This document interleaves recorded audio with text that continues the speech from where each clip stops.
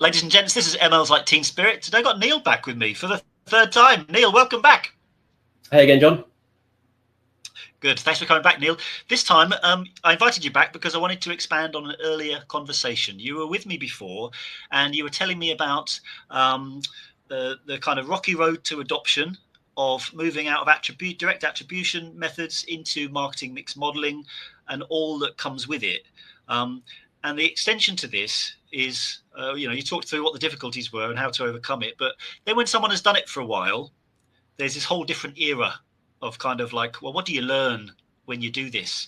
You sent me a quote, Neil. It says here, advertisers who actively learn can more than double their returns from advertising compared to a comparable group of set and forget it. So that's from some source. You can quote it in a moment if you like.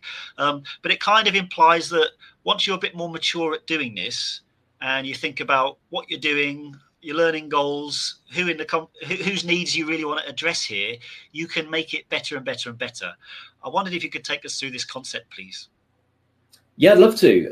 This all comes, by the way, from a paper that three of us, so myself and a couple of colleagues, wrote for the Institute of Practitioners of Advertising, called "Making Effectiveness Work." So there's sort of we're picking a few key points out of what is quite a long paper. And if anybody wants to go and find that one, then it's there and explores all this in more detail. The thing that we talk about most in the paper is this idea of a learning agenda.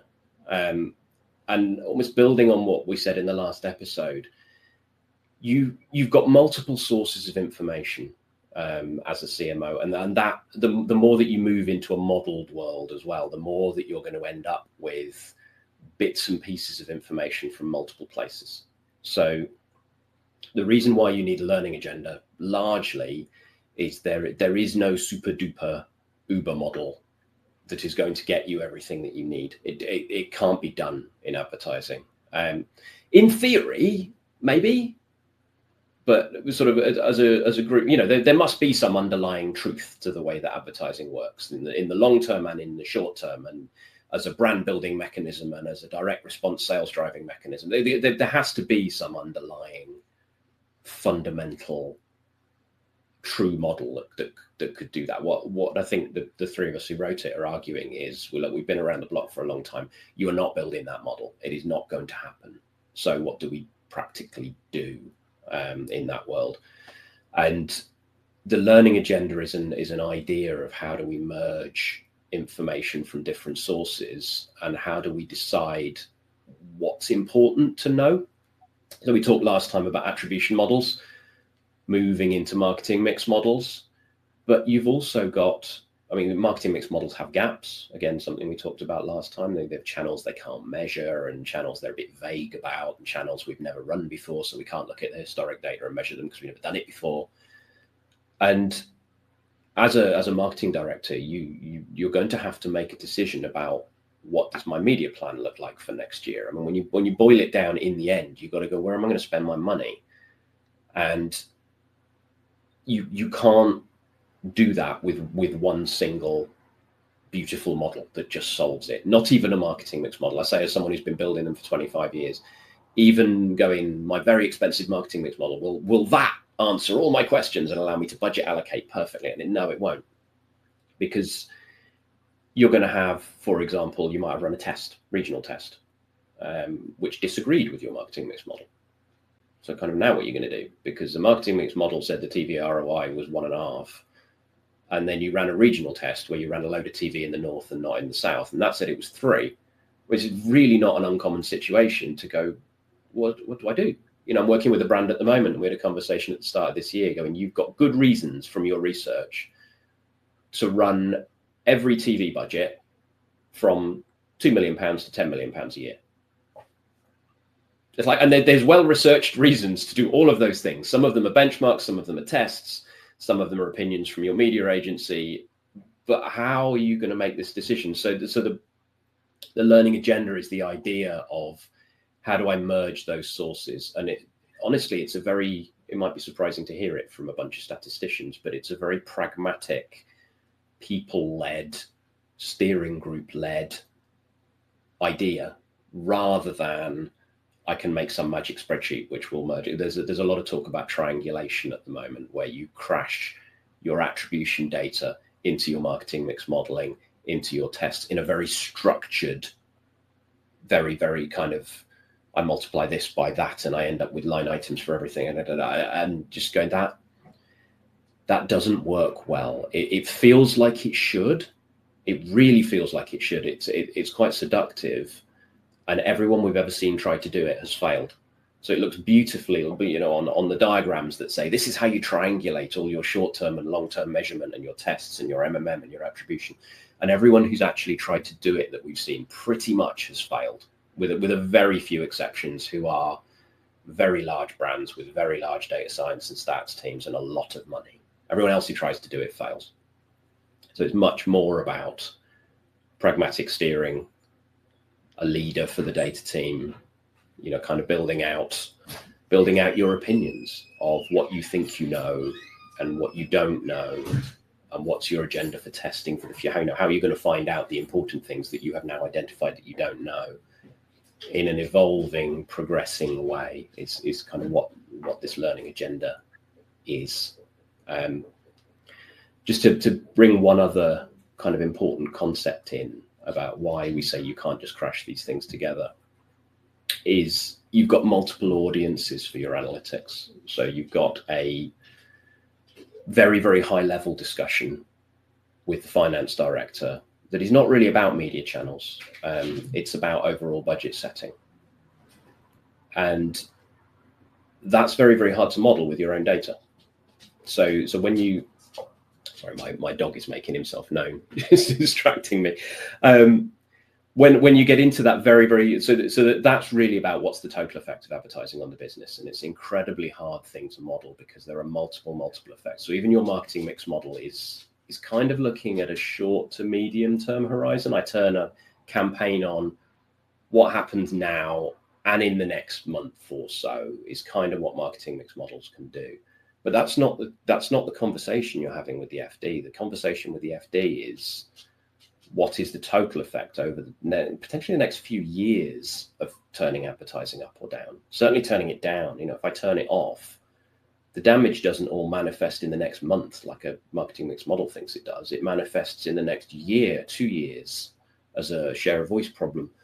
And so the other thing that you're having to bring in is benchmarking from other brands, from industry studies, that sort of, and again, you have to merge this stuff in somehow and go, when I'm having this conversation with my CMO, I can't lead it just with my marketing mix model, because my marketing mix model really can only see what happens in the next month or so, even though it's very clever. But I've got to be having this discussion about, well, hang on, you take all my ad budget away, 2027 is going to look really ugly. And we haven't got any data that we can power models with on our own data to be able to do that sort of thing. So again, that's why Learning Agenda is for the audiences that we need to be able to say, we are bringing in benchmarks, we are bringing in other studies, we're bringing in results from elsewhere, we're bringing in results from testing, you know, and merging all this stuff together is so important. It's an attempt to be very practical. Yeah, let's go through some of these audiences then, because this is the part that caught my eye in the report that you put together. I suppose the FD is just a super important person who agrees the money, but I had some notes here that there's these other kind of cultures, even, that you called them. So different teams, different needs, different outlooks.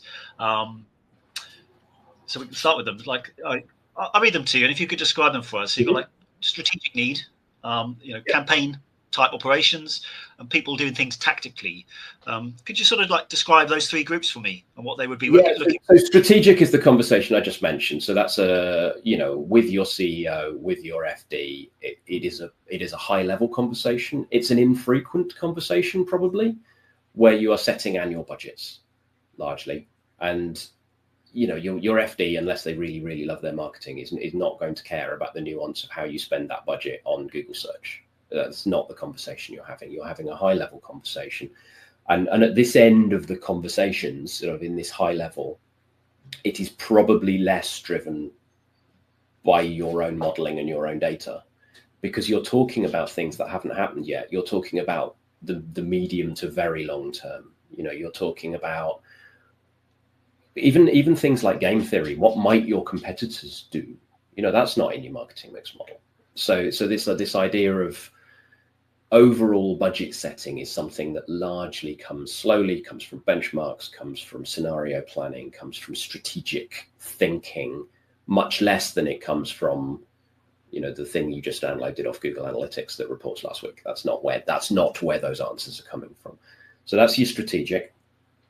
Then you've got your campaign level. And this is where marketing mix modeling fits and does a brilliant job. It just needs to live in this box of, it's brilliant at doing budget attribution across channels and going, this many millions to telly, this many millions to Google generic search, this many millions to, you know, Meta paid social, whatever your channel mix is. It's fabulous in conjunction with some testing, some A/B testing, some geo testing. So there are other methods that we're going to sit alongside it, but it's fabulous at doing that level. So now that I know my budget is 15 million quid, broadly, how am I going to spend it monthly and quarterly over the next year? What channels am I going to use? Am I going to run it all in a big bang in January where my seasonality is, or am I going to spread it out? It's good at that stuff.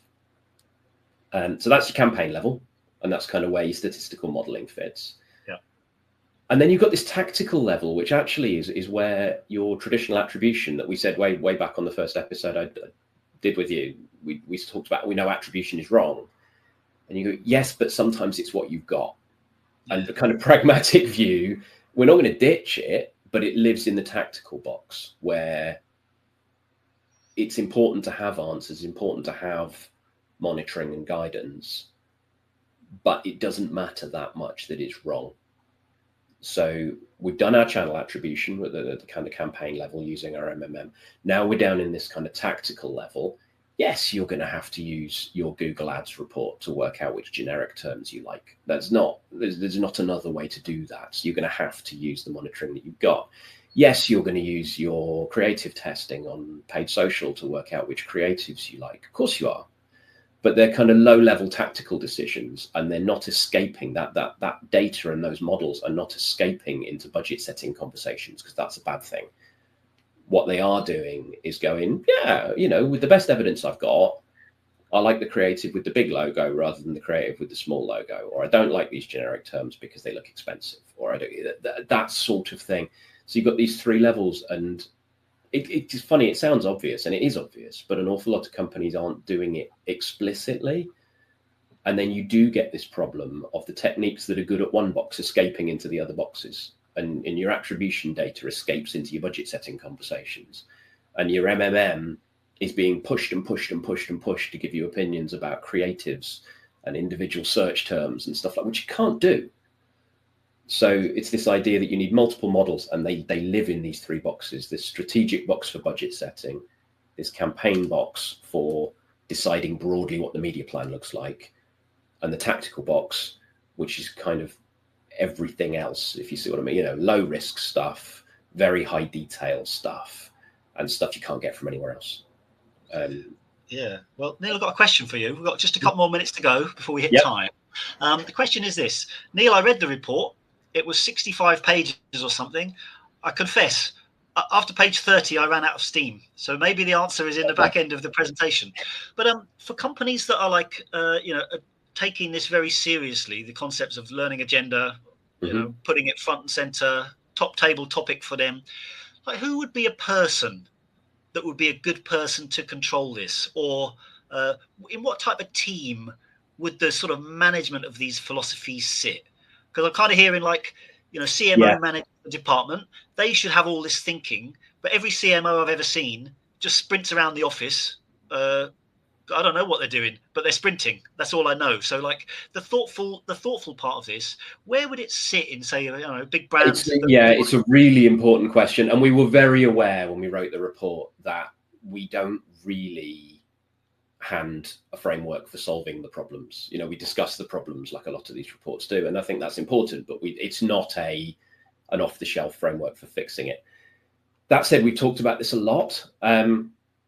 My favorite analogy is for anyone who's read Moneyball or watched the movie Moneyball. This person, there does need to be an owner, a leader of the learning agenda, and I don't think companies can outsource it. is my opinion. So you can't hand the learning agenda to your media agency and let them do it. You have to own it internally. And the reason I bring up Moneyball is I think a lot of people got the wrong message of Moneyball. It's a really funny thing. And it was about the stats and the models making a great baseball team. And it wasn't at all. All the teams had the stats and the models, but only one team had Billy Beane as the leader that forced them to apply the models. And that book and that movie is about what happens when you get a very strong data-driven leader in place. So I appreciate what you're saying, John. You kind of see CMOs kind of being pulled every way, that's who it has to be, that person or a very, very trusted lieutenant of that person leading it. And they have to be very, very strong at kind of keeping things on track. And as much as saying what is important, parking things that aren't important and going, that is the size of the prize on that question is not big enough that we're going to expend effort answering it. It's a tactical question. We're just going to use the attribution data because the size of the prize isn't there. Whereas the size of the prize on the strategic discussion about what our overall budget should be is enormous. So we're going to get involved with industry studies and stuff that really help us answer those questions. But that's who it is. It's, if you've seen the movie, it's Brad Pitt's character. It's that leader makes it work. And I think the authors of the doc, myself, Duncan and Simeon, have all seen cases and can kind of refer to cases where you go, that worked because that specific individual was driving a very clear agenda for what he wanted. I had a lovely case a good few years ago where we were presenting from modeling. And to be honest, the models were very complex and the presentation wasn't great. I'll be honest. It was one of those where statisticians are talking far too much about the statistics and not enough about the overall picture of what it is they discovered. And we were guilty of that because the models were really hard to put together. And this particular leader just sketched a 2-pager. It was brilliant. And he got a blank sheet of paper and he sketched 3 or 4 charts on it and a little table of numbers and went, I just want that every month, please. Can you do that? And we went, yeah, we can do that. And that project was brilliant for 2 years after that meeting, because he just set, this is what I need. This is why I need it. Everything else, yeah, all right, I'll listen to you. But, you do talk about stats a lot. This is what I need. And that character is why it works in some cases and doesn't in so many others. You need that strong leader, and it has to be internal. And it's probably the marketing director, CMO, whatever their title is, but the senior marketing leader internally has to drive it. Good. Neil, thank you for all your insights on this topic. Neil, we've hit time. I could talk about this all day. Thanks for sharing the insights from your paper. Ladies and gents, this has been ML's Like Teen Spirit.